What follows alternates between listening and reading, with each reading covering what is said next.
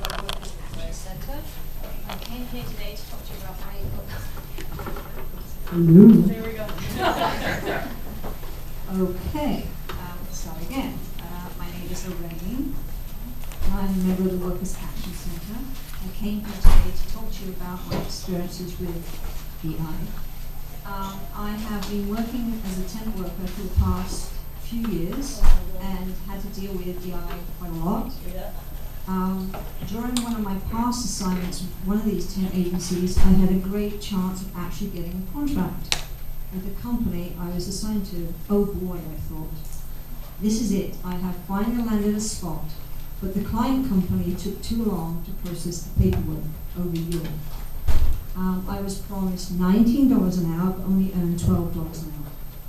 I ended up working for that agency for a year and a half, with no benefits, and they didn't even have the decency to pay me most of my holiday pay. Can everybody hear me? Is that clear?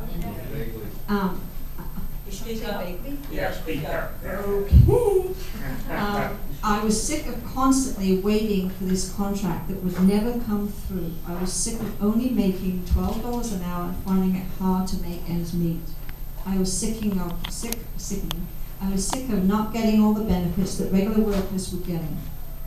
Through the Workers' Action Centre, I decided to fight for my holiday pay. I got back over $500 in wages, but that agency never found me another job. They quickly got rid of me after that. So I ended up on EI while I was waiting for another assignment somewhere else. I had to wait about 6 weeks for my EI checks, and of course they always keep those first 2 weeks. Why? I don't know. What is that all about? I don't get it. Is that your punishment for not keeping your job? Yeah. I mean, you're already down on your ass, so is that to keep the poor even poorer? And this is with billions that have been collected from working people that were supposed to be to help us. So then you get your measly EI check that then the rates are so low, how can you survive? I started to fall through the cracks. I could not afford to pay my electricity bill, and so it was eventually cut off 3 weeks before Christmas.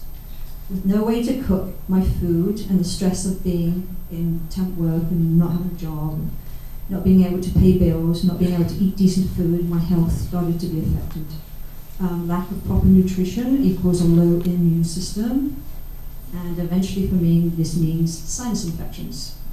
And I had no money to pay for the antibiotics. I tell you, it is hard to try to make ends meet when the price of housing is going up, the price of food is on the rise, and forget even trying to buy clothes. That's a huge luxury, and I'm talking about second-hand clothes here. Even a trip to the dollar store has become a treat. And then I eventually got another temp assignment. I worked for another 3 months, but I did not make enough hours to qualify for EI. During the assignment, I managed to get around 432 hours, but it was not enough. If I had only needed 360 hours, I would have been able to reapply again for EI. And so now those banked hours are wasted. I've lost all of them because 52 weeks have passed. I then had to give up my apartment, and I'm now living in a room.